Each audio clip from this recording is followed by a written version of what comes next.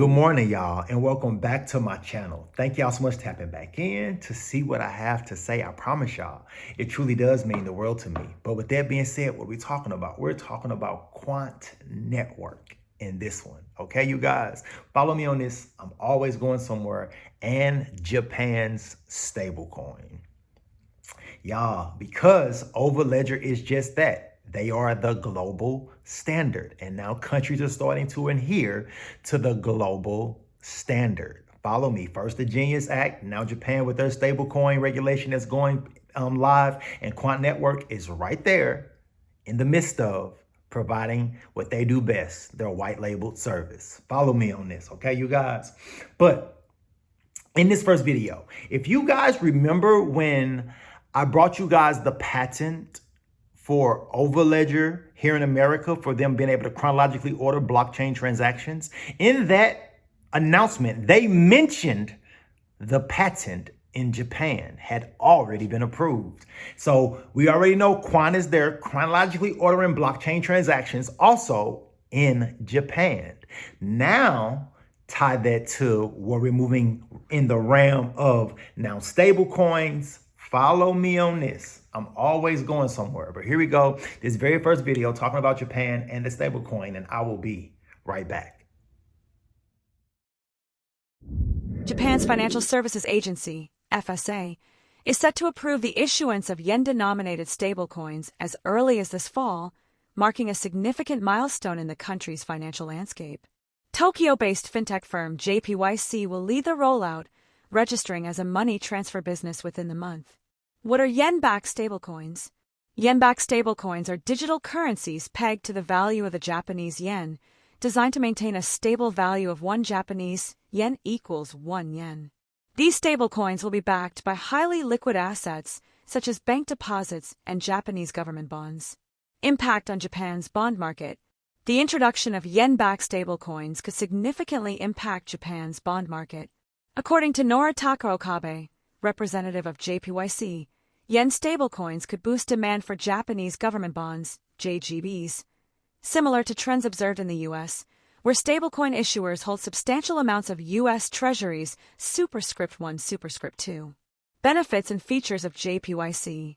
JPYC offers several benefits, including superscript 3. 0 transaction fees, no merchant registration or associated costs. Simplified accounting. Accounting treatment equivalent to bank deposits, simplifying accounting and tax processes for businesses. Programmability enables automated payments, smart contracts, and integration with AI.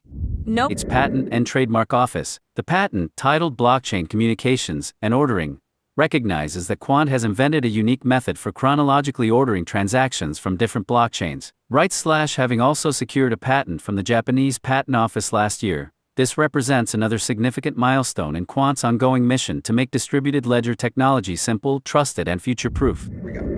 Today we'll be talking about how the Japanese central bank may be set to use Quant. So, in a fantastic thread of tweets provided by Sanel on Twitter, he provided details surrounding how the Central Bank of Japan may be set to use Quant's innovations, especially its MLT stablecoin, in developments surrounding CBDCs within the nation. So, the initial tweet provided by Sanel went into details surrounding the powerhouse Japan is in terms of finance, where 4 of the largest banks in Japan make up the top 15 banks in the world. And this is coupled with Japan already being at the center of other developments around the world, especially surrounding railway developments, gaming, and electric organizations. So the points put forward by Sanel in the following tweet is in reference to a white paper published by the Central Bank of Japan, where the white paper discussed details surrounding its DC-JPY stablecoin, where the DC-JPY stablecoin is set to be at the center of developments surrounding finance within Japan, especially in terms of CBDC activities, where the DC-JPY stablecoin is set to be a means of enabling the interconversion between varying CBDCs around the world. So the initial point put forward by Sanel detailed the potential link Quant could have with the Japanese central bank and the DC-JPY stablecoin, where within the white paper, the paper referenced to the intrinsic qualities attached to its DC-JPY stablecoin, where the DC-JPY stablecoin is geared towards enabling the interconversion between assets, be it fiat or a physical good, into a digital asset, where DCJPY will be the underlying stablecoin which will facilitate this interconversion, where the paper mentioned to the ability for DCJPY to mint and burn an asset into a digital representation of a given good or asset. So the minting and burning mechanism associated with the DCJPY stablecoin is actually similar to the function of Quant MOT stablecoin, whereas detailed by the Quant team, MOT stablecoin is geared towards providing the ability to convert a given asset into a digital representation of such assets in a similar form to the DCJPY stablecoin. So the similar nature surrounding MOT and the DCJPY stablecoin may be an indicative feature which may indicate how Quant's innovations, including MOT, is at the center of development surrounding stablecoin developments within Japan. So again, this is the first point put forward by Sanel. So another point put forward by the white paper published by the Japanese central bank includes the central bank detailing the need for cross-chain interoperability, especially between private DLT networks, and how future networks, especially CBDC networks, will need to have some degree of interoperability. So the points put forward by the Japanese central bank was actually echoed in a tweet provided by the Quant CEO Gilbert Verdian, where he detailed the importance of cross-chain interoperability, especially when CBDCs are rolled out onto the open market. And he also mentioned to how Quant's multi-ledger token stablecoin is equipped with a number of features which makes it cross-chain compatible, where the stablecoin isn't limited to a single DLT network and can be leveraged and connected to varying other networks on the marketplace.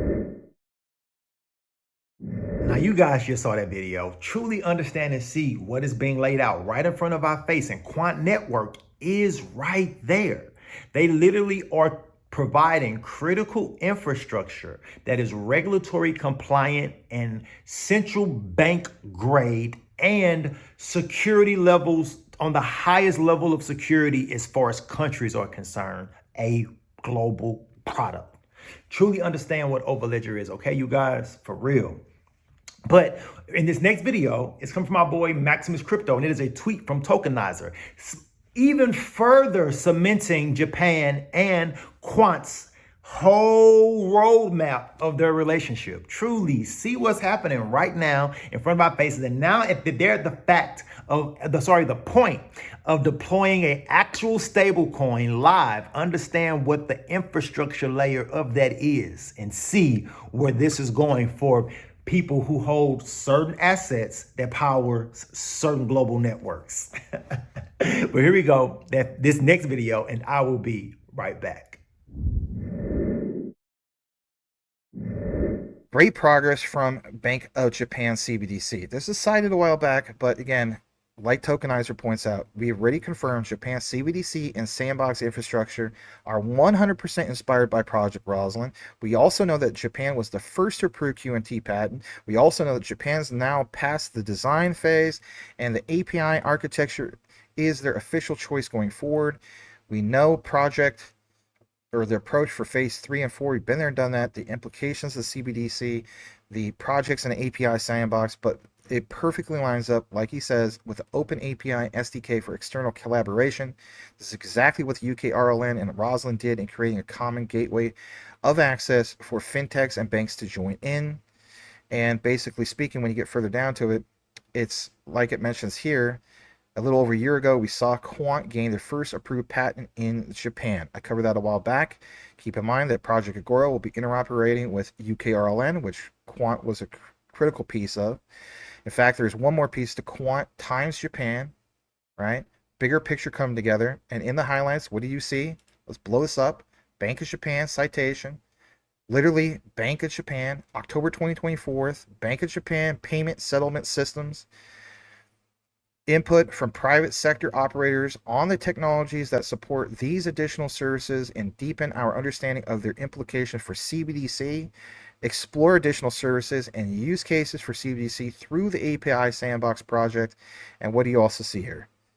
As we blow it up, it's the initiatives for embedded finance banking API. Again, the whole thing about banking APIs, we'll talk more about that here in a second. The specific themes of Project Rosalind, Bank of England, for example. Again, that's all there. And then bottom line is also getting into this, which a lot of people aren't aware of. And look at this for a second. I know Overledger, right?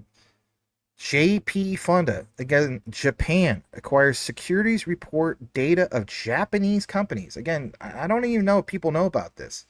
Jumping into this, Quant Overledger has integration with the JP Funda, and not just with JP Funda, but with 2,500 other apps in seconds to be able to provide, like you see here, these triggers, these functions, being able to connect the Overledger, and basically speaking, get new smart contract events as pointed out right here. Here's JP Funda. Remember I talked about APIs? Provide securities report data of Japanese companies in JSON format. Currently, JP Funda API has about 20,000 securities report data and updates the database every single day. Now, as you can see, Quant literally is building out the global language for sending money. Now, I'm not saying that other key players are not going to be a part, things like an XRP, providing liquidity, but understand, and I understand how important the liquidity is to be provided and to be interchangeable. But think about it.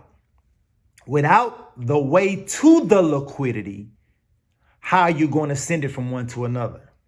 That is the reason why secure asset transfer protocol is so important. That is the reason why Overledger is so important. And these APIs and the standardization of the language of money is so important, so that I can be that connector of connectors. So I connect you to the portal that leads you into the liquidity so that you can transform. And then I connect you to wherever you have to go on this end safely, securely, central bank grade level. Understand what is being laid out right in front of our faces. And we've already, like I said, tied Quant to the Bank of Japan in things like Project Agora.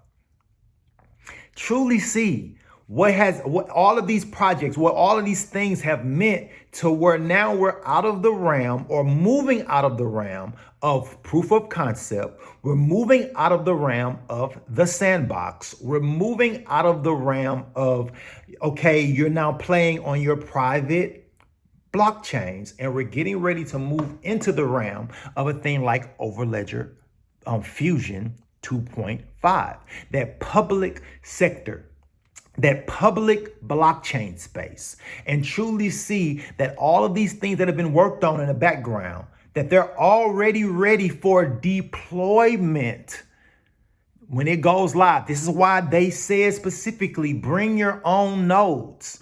Think about it. I would have already had to have a node that I've already been working on to even bring it. Truly see what's been laid out right in front of our faces, you guys. Truly understand verbiage and understand language when things are being disseminated to us in some of these announcements and some of these news articles.